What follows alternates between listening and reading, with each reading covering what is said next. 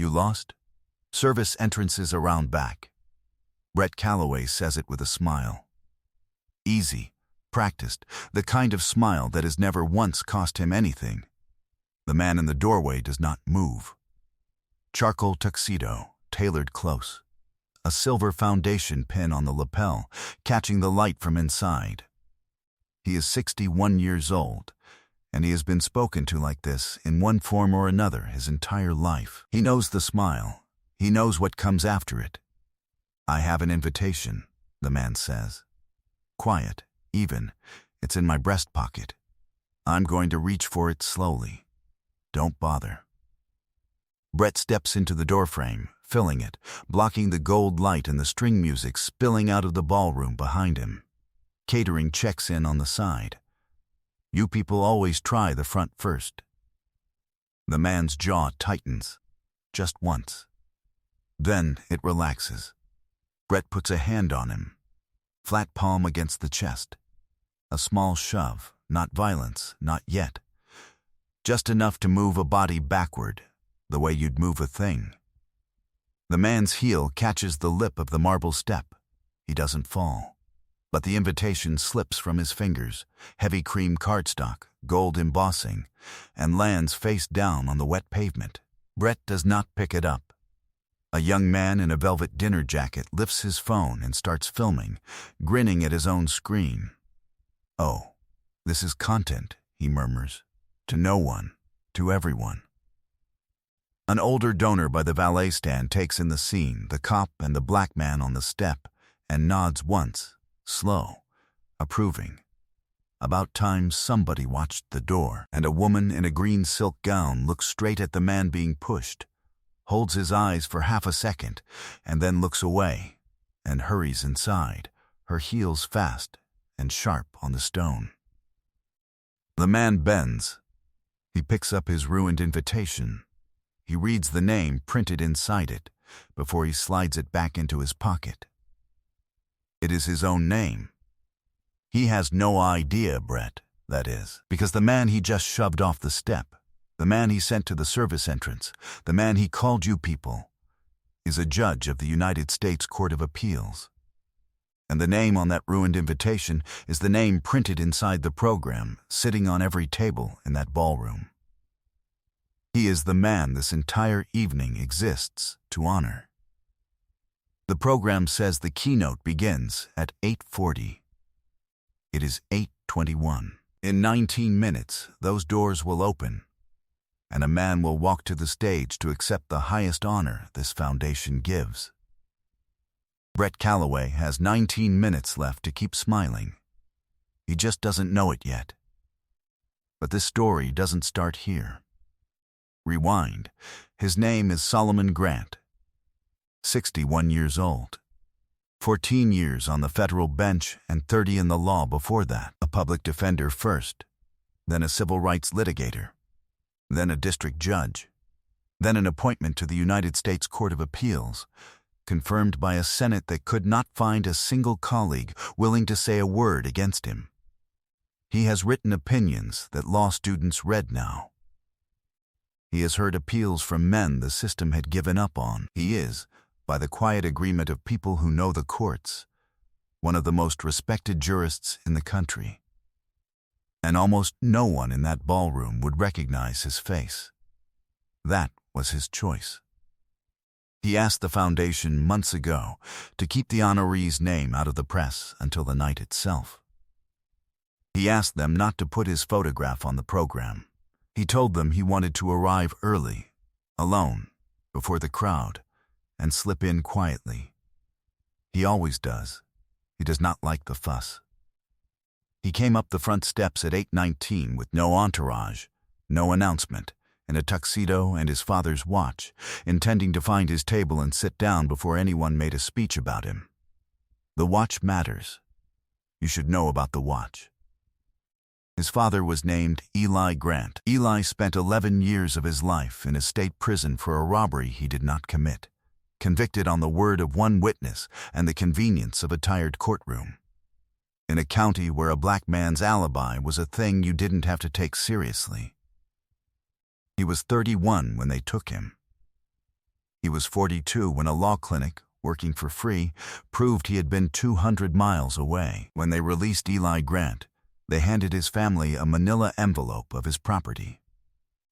Inside was a comb, a Bible, and a cheap steel wristwatch with a cracked face, the kind sold in prison commissaries.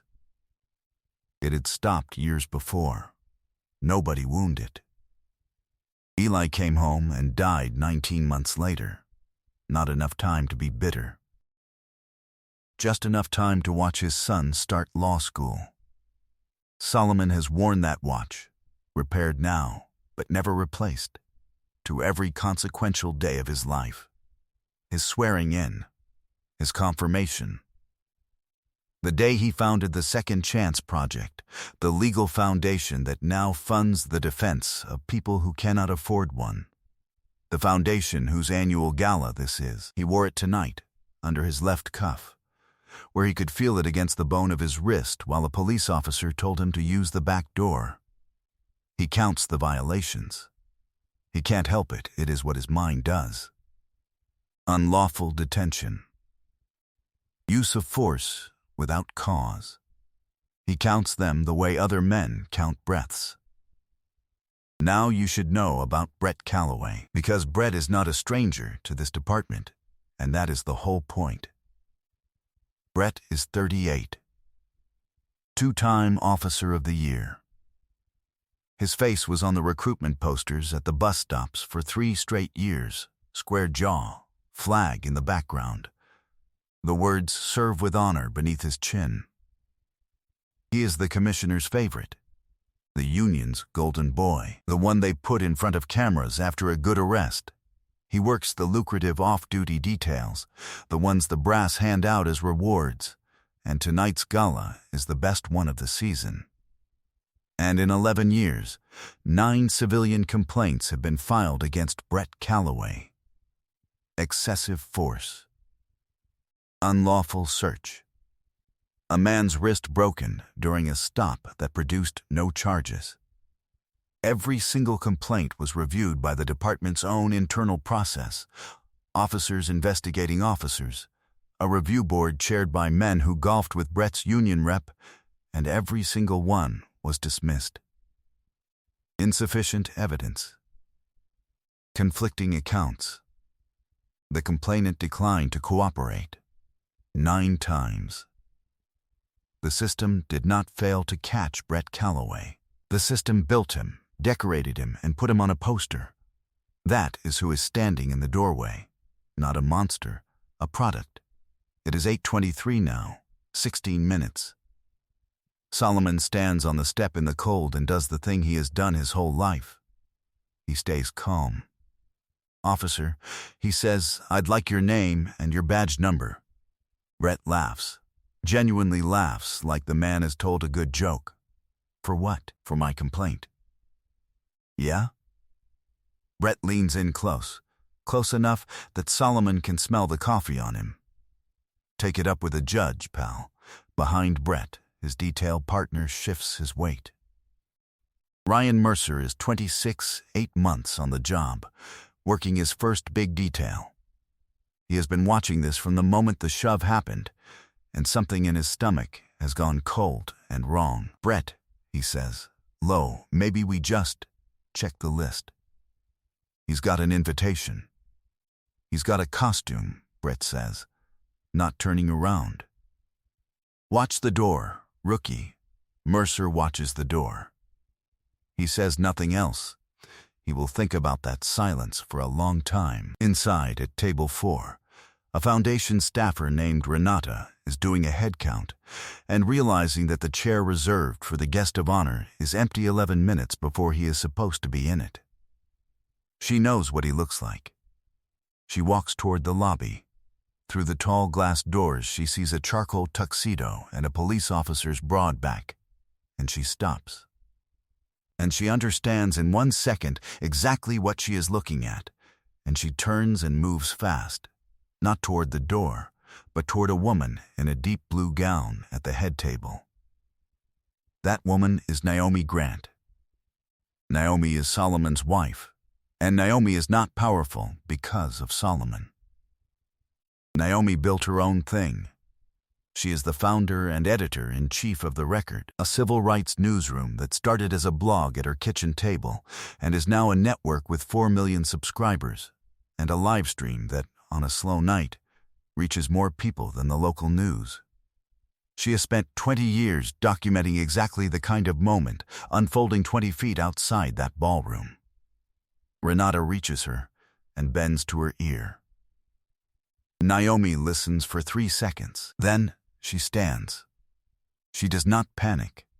She activates. She picks up her phone. She opens the camera. She sends 3 messages while she walks. One to her managing editor, go live in 5, lobby cam if we have it, stand by. One to her general counsel, need you by phone now, and one she does not send to anyone. She just starts recording, the phone held low against her hip, screen dark. As she crosses the lobby in her blue gown and her steady, unhurried walk. 12 minutes. At table 9, a woman in a charcoal pantsuit has also noticed the cop in the doorway. Lieutenant Dana Okafor is here as a guest. The foundation invited the city's Internal Affairs Division as a courtesy.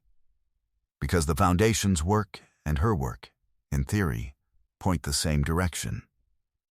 Dana recognizes Brett Calloway from across the lobby, the way you recognize a name you have typed 1,000 times, because she has. For 3 years, Dana Okafor has been building a file on Brett Calloway. 9 complaints, the broken wrist, the pattern, the dismissals, the names of the board members who signed off, and for 3 years she has been waiting for one incident the department could not bury. One incident with witnesses who could not be made to disappear. One incident in a room full of donors and lawyers, and she now remembers with a small electric jolt the police commissioner who is seated at table 1. Because of course he is. Because this is the best invitation in the city. Dana takes out her phone. She starts taking photographs through the glass. Outside, Brett is enjoying himself. This is the part the older audience knows in their bones. The way a man like Brett gets bigger the longer it goes. The way certainty feeds on itself. He has decided what this man is, and every calm word out of the man's mouth only proves it. Because in Brett's world, a guilty man stays calm, and an innocent man gets loud, and so calm is guilt, and loud is guilt. And there is no answer that is not guilt. You know what your problem is? Brett says, settling in, hands on his belt. You think the suit makes you somebody. I've stopped 100 guys in suits. Nice watch too, he nods at the cuff. Where'd that come from? My father. Solomon says. Sure it did. 9 minutes. A black SUV pulls to the curb, and the police commissioner's chief of staff steps out to do a perimeter check before the keynote. Sees an officer and a guest in a standoff at the main entrance, frowns and lifts a radio. Inside, the lights over the dance floor dim by half, the signal that the program is about to begin. Renata is back at the podium microphone, pale, looking at the lobby doors. The MC, a famous actor who donates his time to this cause every year, glances at his card and sees the name he is about to read and has no idea the man is not in the room. Naomi reaches the glass doors and stops just inside them. She raises the phone. She frames the shot, her husband on the step, the officer's hand near his chest, the ruined invitation, the watch. The record is live now. The number in the corner of her screen climbs. 40,000, 90,000, 200,000, 4 minutes. Brett checks his own watch. He has a meeting with the detail supervisor at 9. He's already planning what he'll say. Had a guy try to crash the gala, sent him packing, and he says, to fill the time, tell you what. You walk away now, I don't write you up for trespassing. That's me being generous. And the doors open. Not the front doors. The ballroom doors, inward, the big gold ones, swinging wide as the MC's voice rolls out warm and amplified across the marble lobby, ladies and gentlemen. It is the honor of my life to introduce the founder of the Second Chance Project, a man who has given more people their lives back than anyone in this room, the Honorable Solomon Grant. The applause comes first, a wall of it, hundreds of people standing. And then it falters, because the chair on the stage is empty, and every head in that ballroom turns, following the MC's confused gaze, toward the lobby, toward the open doors, toward the cold air coming in, toward the police officer with his hand half raised, and the black man in the charcoal tuxedo standing on the step with his ruined invitation in his pocket and his father's watch against his wrist. Brett Calloway turns around. He sees 400 faces. He sees the stage. He sees the program in the hand of the woman nearest the door, the man's photograph on the cover, the same face, this face, the one he just shoved off the step. The color drains from Brett's face. All of it. Top to bottom, like something pulled out by a plug. "Take it up with the judge," Solomon says. Quiet, even, the same voice he has used the entire time. Brett's mouth opens. Nothing comes out. "I am one." 3 words. They land in the silence of 400 held breaths. Solomon Grant steps around the officer. He does not hurry. He crosses the lobby, and the crowd parts, and Naomi lowers her phone just long enough to touch his arm as he passes, and he walks up onto the stage where his name is still hanging in the air. He straightens his left cuff. He looks out at the room. He does not look angry. That is the thing they will all remember. He looks tired, and he looks certain, and he looks like a man who has done this before in 1,000 smaller rooms. "Thank you," he says. "I had a slightly difficult time getting in tonight." A sound goes through the room, not a laugh, something heavier. Behind him, in the lobby, the cascade has already begun. The police commissioner is on his feet at table 1, and his face is the face of a man whose career just acquired a problem. His chief of staff is moving. Lieutenant Donna Okafor is moving faster. She crosses to the commissioner, and she is already talking, and in her hand is her phone, and on her phone is a file 3 years deep. And the commissioner is listening because 400 people and a live stream with 600,000 viewers are watching him listen. The young man in the velvet jacket is still filming. The clip he started as a joke, "Oh, this is content," is the clip that will be played 11 million times by morning. He posted it to mock the man on the step. He will spend a long time thinking about what it actually shows. By the time Solomon finishes his second sentence, Brett Calloway's badge is the only thing in that lobby that still believes Brett Calloway is in charge.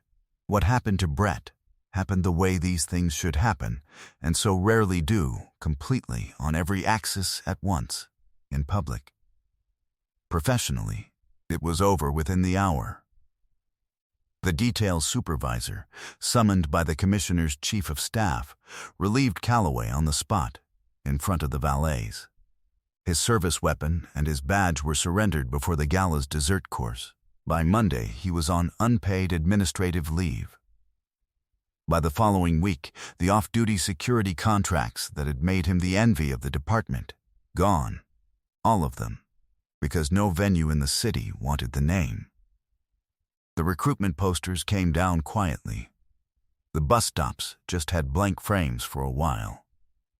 Institutionally, the damage went where it always should have gone, and never had. Donna Okafor's file. 9 complaints. The broken wrist. The dismissals. The names of every board member who had signed off landed on the desk of the state attorney general within 48 hours. Because a federal appeals judge had been assaulted in front of the police commissioner and 400 witnesses, And that is not a thing a city gets to investigate itself. The internal review process that had cleared Brett 9 times was itself placed under outside review. The captain who had chaired 2 of those boards took early retirement before the questions reached him. The department entered a consent decree within the year. 9 families whose complaints had been dismissed got letters telling them their cases were being reopened. Legally, it was specific. Brett Calloway was charged with assault and with deprivation of rights under color of law, a federal charge, because the man he shoved was a federal officer of the court. Though Solomon would say more than once that it should not have taken a federal judge for the charge to exist. Calloway pleaded down. He served 14 months. He is permanently barred from law enforcement anywhere in the state. There is a civil settlement he is still paying. And publicly, it was already everywhere. The record held the live stream past midnight. The Velvet Jacket clip and Naomi's clip ran side by side. The shove, the "you people," the back entrance sneer cut against the MC's voice reading the Honorable Solomon Grant, and 400 people rising to their feet. 11 million views by sunrise. The country did not need anyone to explain what it was looking at. It had seen it before, in 100 smaller rooms, with no cameras and no judge, and no ending. But the speech is the part the older viewers will rewind. Solomon spoke from the stage with the room silent and the cameras live, and he did not raise his voice, and he did not talk about Brett Calloway at all. "I want to say something," he began, "and then I want us to have the evening this foundation deserves.